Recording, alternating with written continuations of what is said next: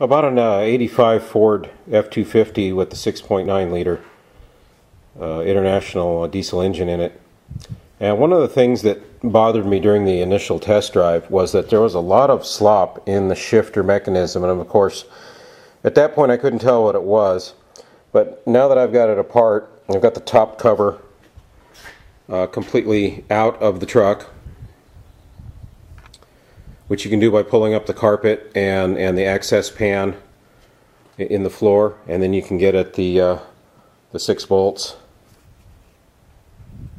3 on each side, and you can then pull up everything out of the way. And what's going on here is there's a pin in there, and it's just got all this play in it, allowing the shifter to move this much without even doing anything. It's not engaging any gear or anything like that. So yeah, get a better look at it in there. What's interesting about this is that this pin is round. It's 250 thousandths or 1/4 of an inch where it goes through the top of the top cover there, and then it's square down in there where it intersects the actual shift lever, and it keeps working its way out there as I'm moving it. But you can see all the play in there, and so I wanted to take it apart and find out exactly, you know, what was worn and what could be done about it. Okay, so I've got the shifter, the shift shaft actually out of the top cover, and now I can look inside there and see that there is in fact some wear where this pin went. And it's okay. It measures pretty good on the outside, right there, pretty close to 250 thousandths or 1/4 inch. But on the inside, it's quite a bit bigger than that. And then the other problem is on the actual shift shaft itself, where the pin intersects, right there, there's all kinds of play in there, and I think you can see that the amount of wear where that intersects that.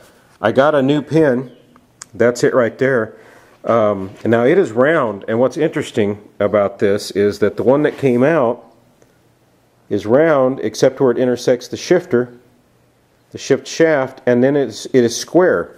Still a 1/4 inch though. Whether it's square or round, it measures a 1/4 of an inch. The replacement part that I got for it is completely round, and this is more in keeping with what I've seen and what people have told me should be in there is a round one, which will work just fine. But the problem is with the round one is that there's also all this play in there because of that wear, and the same thing is going on over here. When you put it through, you can see it just falls off to the side there.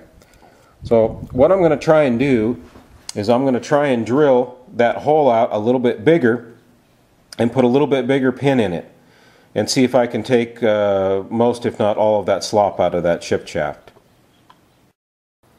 Okay, I've got this ready to drill. I've turned it upside down so that the chips and shavings from drilling this will fall out of the top instead of going down into the shift forks and the shafts.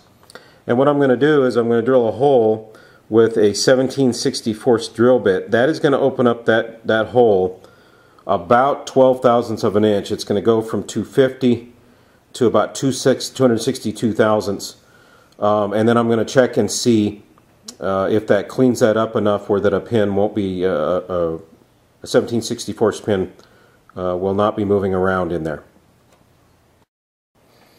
Okay, I've drilled the hole out to about 262 thousandths, and I'm using the drill bit, and as you can see, that didn't quite clean it up all the way. Still on the inside in here, this has got some play, and so I'm going to try and go up to the next size and see if I can completely clean that hole up so that there's minimal amount of play in that. Okay, I've gone up to a drill bit that is approximately 279 thousandths, and it fits in there real nice. Just barely goes through, but it does go through. Not a lot of play in it or anything, and so I believe that that is going to work for me. I don't want to make this a lot bigger, so we've only gone up about 19 thousandths of an inch in this hole size. And now what I'm going to do is I'm going to take this drill bit and I'm going to cut it off and make the new pin for it. Okay, so what I've done is I've taken that drill bit, and this is it right here, and I've cut it to the same length, about 610 thousandths. That's sitting next to the new one there. You can see it's a little bit bigger, and it fits real nicely into that slot right there, which is going to intersect the groove in the shift shaft. So the next thing that I have to do over here now, because this groove is now too small, you see if I try and put the new pin I made in there, it won't fit. So I'm going to have to take a little bit off each side so that pin will fit in there just right, and then we can put this back together and see how much play we have.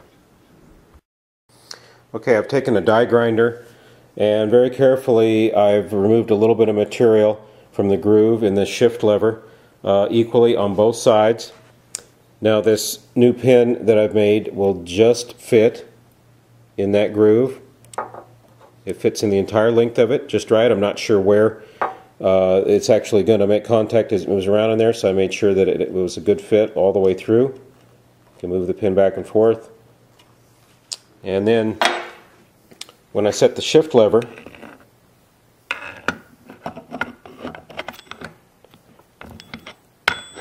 down in there like that, the new pin,